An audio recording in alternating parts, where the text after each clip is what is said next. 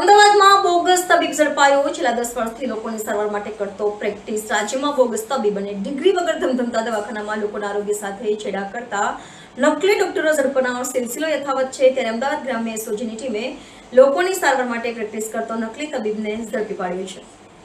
મળતી માહિતી મુજબ અમદાવાદમાં નકલી ડોક્ટરનો રાફડો ફાટ્યો છે। બાતમીના આધારે અમદાવાદ ગ્રામ્ય એસઓજીની ટીમે ડિગ્રી વગરનો બોગસ ડોક્ટરને ઝડપી પાડ્યો છે। ડિગ્રી વગરના ડોક્ટરને ચાંગોદર પોલીસ સ્ટેશન વિસ્તારમાંથી પકડી પાડવામાં આવ્યો છે। બોગસ ડોક્ટર ચાંગોદરના સરસ્વતીનગર ખાતે આવેલા શિવમ ક્લિનિકમાં ફરજ બજાવતો હતો।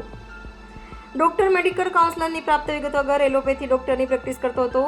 આરોપી બોગસ ડોક્ટર પોતે મૂળ પશ્ચિમ બંગાળનો રહેવાસી હોવાનું સામે આવ્યું છે। આ બોગસ તબીબ સાથે જુદી જુદી કંપનીઓની દવાઓ અને મેડિકલના 21,000 કરતાં વધારેનો મુદ્દામાલ મળી આવ્યો છે।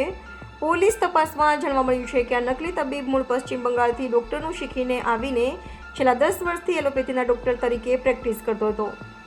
પશ્ચિમ બંગાળમાં તે 4 વર્ષ સુધી પ્રેક્ટિસ કરતો હતો। હાલ તપાસમાં મહિનાનું 10 થી 15,000 કમાણી હોય તેવી વાત સામે આવી છે। આ તબીબ આયુર્વેદિક દવા લોકોને આપતો હતો। પોતે માત્ર 12 ધોરણ સુધીનો જ અભ્યાસ કરેલ છે। જોકે બોગસ તબીબ શિવમ ક્લિનિક ઊભું કરેલું દુકાનનું ભાડું 4,000 ભરતો હતો। આખરે અમદાવાદ ગ્રામ્ય પોલીસે આ બોગસ તબીબનો ભાંડો ફોડીને ધરપકડ કરવામાં આવી છે।